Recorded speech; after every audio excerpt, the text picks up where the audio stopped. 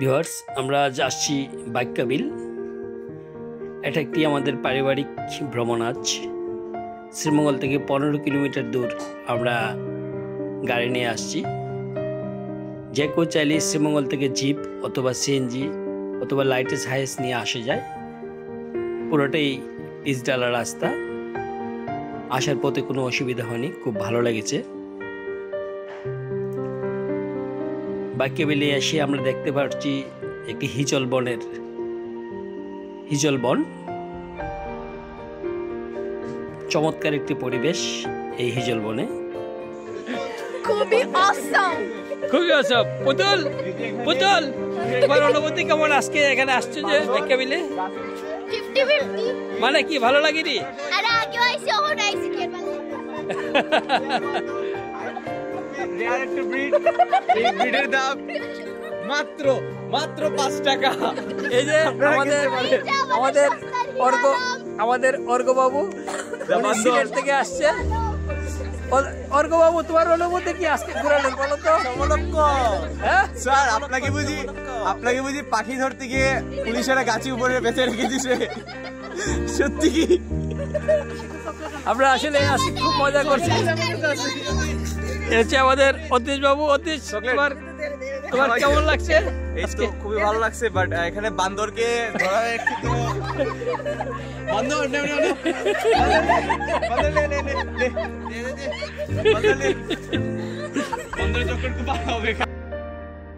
বনের ভিতরে আমরা বেশ মজা করতেছি।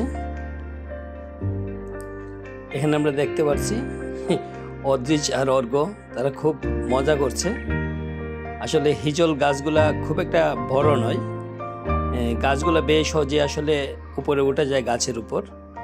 আপনারা ইচ্ছা করলে গাছের উপর উঠে ছবি উঠতে পারেন। আর হিজল বনের ভিতরটা আসলে শুকনো পাতায় একদম ভরে আছে। শীতের সময় এই হিজল বনের মাঝে যে শুকনো পাতার উপর হাঁটতে আসলে একটি আলাদা আনন্দ। আমাদের অনিন্দিতা অনেক মজা করতেছে, সে মনের আনন্দে বনে ঘুরছে।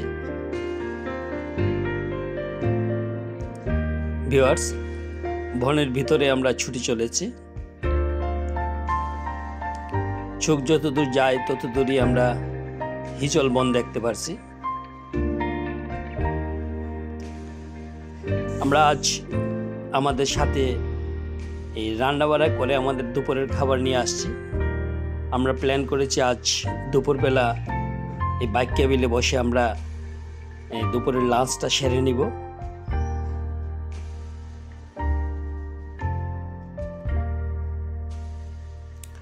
অর্পা ও ছোটো মাসি খুব আনন্দ উপভোগ করছে। আসলে আজকের এই আশাটা আমার ছোটো বোন অর্পা, সে কানাডা থেকে আসছে, সে সেখানে পড়ালেখা করতেছে। তো তার আশাকে কেন্দ্র করে আজ আমরা এই ভ্রমণের আয়োজন করেছি। শ্রীমঙ্গল থেকে এই বাক্যাবিলে আসতে খুব একটি সময় লাগে না, প্রায় 40 মিনিট বা 45 মিনিট। আরও আগে আসা যায়, কিন্তু রাস্তাটা একটু সরু, তাই একটু সময় লেগে যায়। তো আস্তে আস্তে আপনারা অনেক বিল, রাস্তায় অনেক ছোটো ছোটো বিল দেখতে পারবেন, আবার অনেক বড় বিলও আছে। এবং এই পাখিগুলা চারপাশে উড়ে বেড়াচ্ছে, এরকম দৃশ্য আমরা দেখতে পাচ্ছি। এই যে আপনারা দেখতে পাচ্ছেন হিজল বনের এক পাশে এই যে বিশাল জলরাশি, এই বিলটি যার বাক্যাবিল নামে পরিচিত। এই যে আমরা একটা বিল্ডিং দেখতে পাচ্ছি, সেটা ওয়াচ টাওয়ার। আসলে এর উপরে উঠে আমরা বিভিন্ন রকম পাখি আমরা দেখেছি। আমি পূর্বে যখন আসছিলাম এই ওয়াচ টাওয়ারে আসলে বাইনোকুলার লাগানো ছিল পাখি দেখার জন্য, এটি আপাতত নেই। তারপরে এর উপরে উঠে যে বিলের চারপাশের যে অপরূপ সৌন্দর্যটা, সেই সৌন্দর্যটা এই ওয়াচ টাওয়ারে উঠলে দেখা যায়।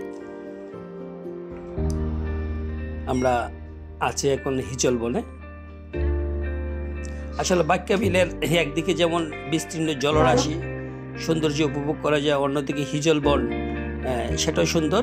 বর্ষার সময় সেই হিজল বনটি পানিতে ডুবে যায়, তখন নৌকা নিয়ে ভ্রমণ করার আনন্দটাই আসলে একটা অন্যরকম অনুভূতি।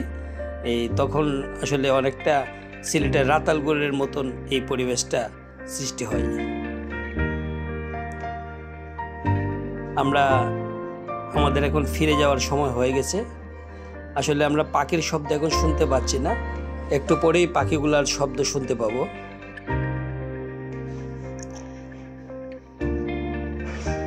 বাইক্কা বিল আসলে শ্রীমঙ্গলের একটি অন্যতম দেখার মতো একটি জায়গা, একটা পর্যটক এলাকা। শীতের সময় এখানে অতিথি পাখিরা আসে, বিভিন্ন রকমের পাখি এখানে এই বিচরণ হয়, বিভিন্ন রকম পাখির বিচরণ হয়। আমরা আসলে সবাই যদি এই জায়গায় একটু নীরবতা পালন করি তাহলে পাখিরা আসলে স্বাচ্ছন্দ্যে উড়ে বেড়াতে পারে এবং পাখিদের আমরা এই যদি একটা পরিবেশ থাকার মতো একটা ভালো পরিবেশ দিতে পারি তবেই তারা তাদের অভয়ারণ্য হিসেবে সেখানে ঘুরে বেড়াতে পারে। এই মুহূর্তে এখানে আসলে আমরা পাখির খুব একটা আওয়াজ শুনতে পাচ্ছি না, কারণ হচ্ছে পাখিগুলো এখনো বেশ দূরে বাইক্কা বিলের মধ্যে অবস্থান করতেছে। কিছুক্ষণ পরেই তারা এই বনের মধ্যে ঢুকে পড়বে, তখন এখানে খুব সুন্দর কিচিরমিচির একটি পাখির আওয়াজ, সেটা একটা মন জুড়িয়ে দেয়। আমরাও তো শেষ পর্যন্ত সেই পাখির আওয়াজটা আমাদের ভিডিওতে ধারণ করতে পারবো। ভিউয়ার্স, আমরা এই মুহূর্তে বাইক্কা বিলের প্রবেশ পথে যে বিল্ডিংটা আছে সেখানে দাঁড়িয়ে আছি। আমরা বাইক্কা বিল পুরোটাই ঘুরে আসছি। এখন সূর্য অস্ত হচ্ছে। সূর্য অস্তের এই রক্তিম বর্ণের যে প্রকৃতিটা সেটাকে ক্যামেরাবন্দি করার জন্য সবাই খুব উদ্বেগ হয়ে আছে। সবাই ক্যামেরাবন্দি করতে যাচ্ছে সেই দৃশ্যটা। আমরা আশা করছি ইতিমধ্যে বনে পাখিগুলো ফিরে আসবে এবং এই পাখির কিচিরমিচির আওয়াজগুলো আমরা শুনতে থাকবো। এর মধ্যে দিয়ে আজকে আমাদের বাইক্কা বিলের আনন্দটা সবার সাথে শেয়ার করে নিলাম। সবাইকে অনেক অনেক ধন্যবাদ।